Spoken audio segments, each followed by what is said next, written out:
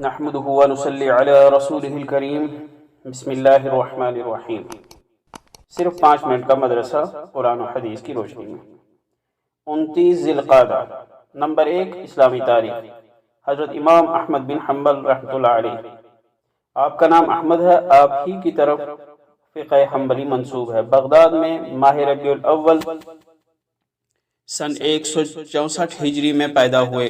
سعودی عربیہ میں اکثریت حنبلی مسلک کی ہے اور وہاں کے سرکاری قوانین بھی حنبلی مسلک پر ہیں۔ ان کی ولادت سے پہلے ہی والد کا انتقال ہو گیا تھا۔ ماں نے بڑی ہمت اور حوصلہ سے پرورش کی۔ بچپن ہی میں قرآن کریم حفظ کر لیا اور زبان کی تعلیم حاصل کر لی، پھر علم حدیث میں مشغول ہو گئے۔ اس کے لیے اپنے وطن بغداد سے فارغ ہو کر بصرہ، حجاز، یمن، ملک شام اور جزیرہ کا سفر کیا اور بڑے بڑے محدثین سے علم حاصل کیا۔ آپ کو لاکھوں حدیثیں یاد تھیں۔ اپنے زمانے کے بڑے محدث، مجاہد اور فقیہ تھے۔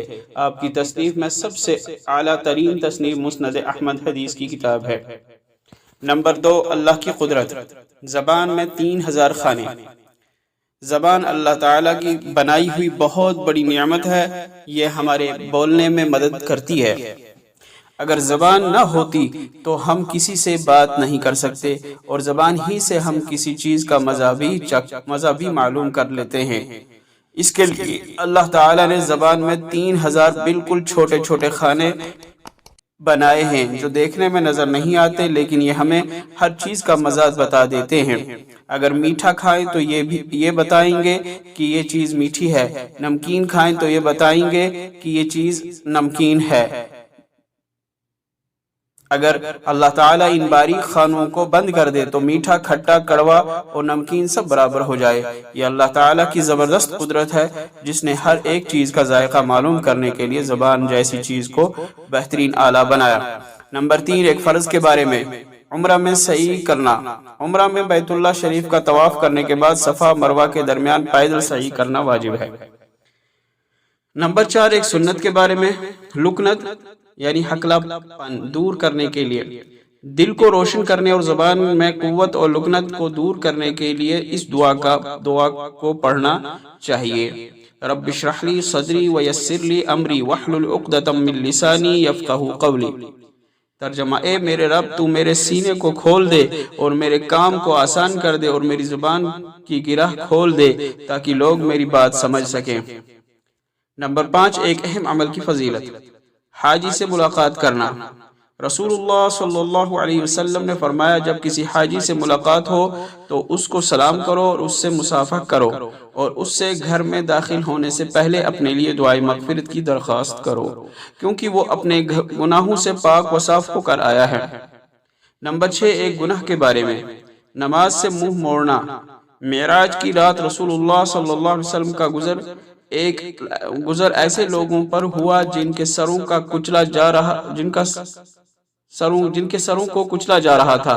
جب سر کچل دیا جاتا تو دوبارہ پھر اپنی حالت پر لوٹ آتا، پھر کچل دیا جاتا۔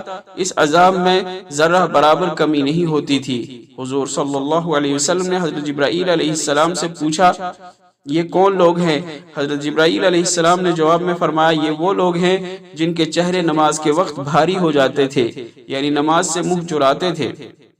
نمبر 7، دنیا کے بارے میں۔ قیامت کے دن مالداروں کا حال۔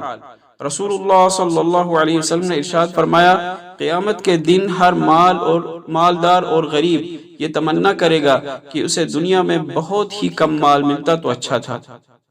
نمبر 8، آخرت کے بارے میں۔ جنت کے دروازے کی چوڑائی۔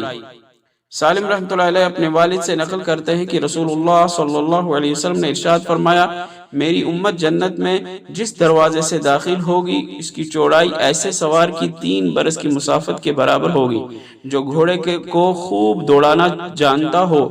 دروازہ کی اس قدر چوڑائی کے باوجود جب میری امت اس میں سے گزرے گی تو بھیڑ کے سبب اس پر گزرنا دشوار ہو جائے گا۔ نمبر 9، طب نبوی سے علاج۔ بیماریوں سے بچنے کے لیے دعا کا اہتمام۔ حضور اکرم صلی اللہ علیہ وسلم نے فرمایا، دعا نفع دیتی ہے اس چیز سے جو اتری، یعنی بلا، مصیبت، بیماری وغیرہ، اور اس چیز سے جو نہیں اتری، لہٰذا اے اللہ کے بندو دعا کو اپنے اوپر لازم جانو۔ نمبر 10 قرآن کی نصیحت، غرور کرنا اور اترانے سے بچو۔ قرآن میں اللہ تعالیٰ فرماتا ہے لوگوں کے سامنے غرور سے اپنے گال مت